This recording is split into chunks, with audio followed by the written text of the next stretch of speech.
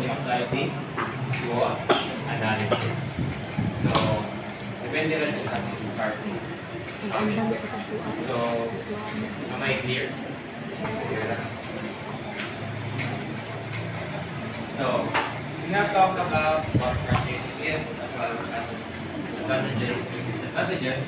Now we're going to proceed to the franchising terms and conditions. Basically, money sharing agreements for competition of franchise. So, now we're going to start off. So, terms and conditions and franchising. A franchise agreements, terms and conditions specify the rights and obligations of both the franchisor and the franchisee.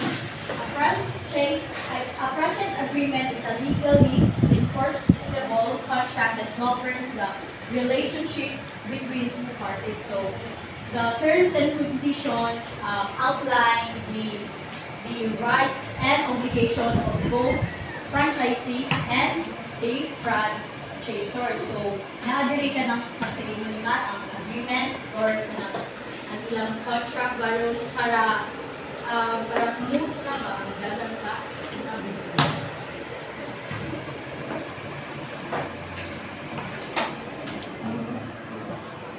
So, ano siya? Franchise agreements, the Philippines must comply with Philippine contract laws and regulations. They should include clear terms and conditions that protect the rights of franchisees and ensure fairness in our relationship. So, we have first disclosure. So, franchisors must provide franchisees with accurate and complete information. This includes details of any fees, such as a franchise, royalty, and renewal fees. So, okay, so just to start that, so the terms and conditions of each franchising company really varies. Depends siya. So it varies the company. However, we are going to tackle their similarities, especially the components na included sa kanang terms. So don't expect lang na kanina yung makita. There are a lot, but we just gathered the similarities and contents that must be included. So, am I understood? Okay. So we have first disclosure. So, in franchising, disclosure is important before the franchisees sign a contract or an agreement sa isang business.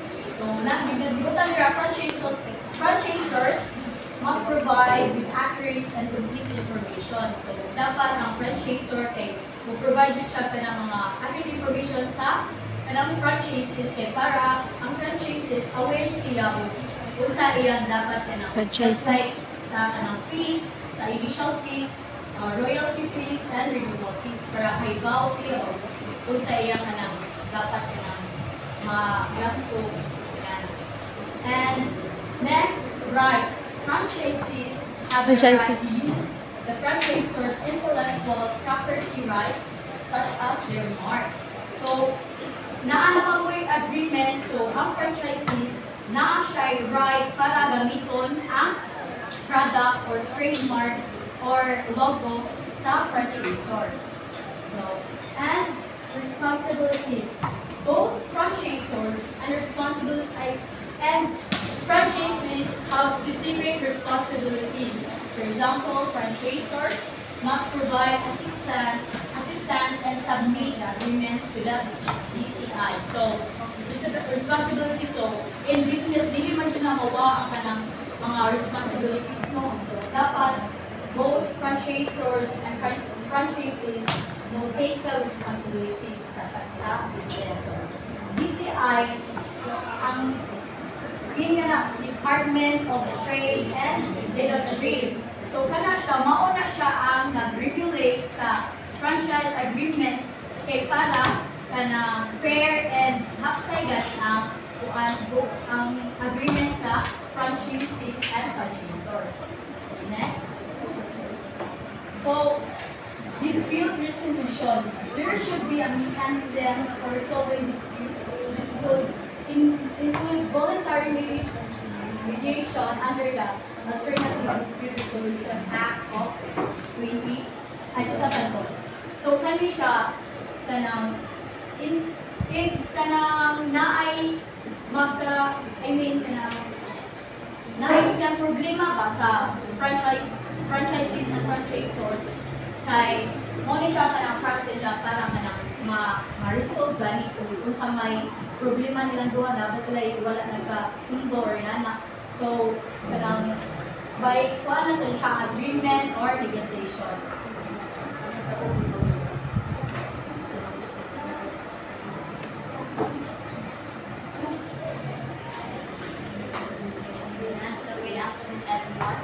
The next topic of terms and conditions in franchising is termination. So, termination is there should be provisions of the termination of the agreement, including a calling off period. So, calling off period no kaya kanang before you kuan ka sa country, dapat inuwi na mo ng laon usa ka makuan sa final decision ni tomorrow siya calling off period. So, for example, if the termination if a franchisee changes their mind, so if the franchisee changes their mind within 15 days, so nani siya karapatan nga i-cancel ang agreement without penalty or siya sa termination. So for the next is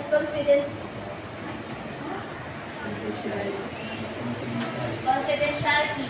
Both franchisors and franchises have specific responsibilities. For example, franchisors must provide assistance and submit the agreement with the DTI. So, masabda naman siya no, both kanang franchises and franchisee kaya kanang magkuhan din siya o kanang magkuhan siya kanang certain information private. Like kanang ilahan, so kailangan duha ba, wala na kayo makaibaw. So, franchisor must provide assistance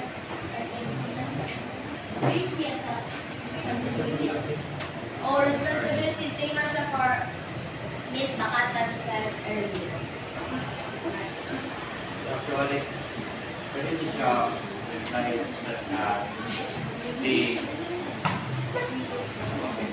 so it's also in any case na wala kang sa confidentiality refers to the access to information.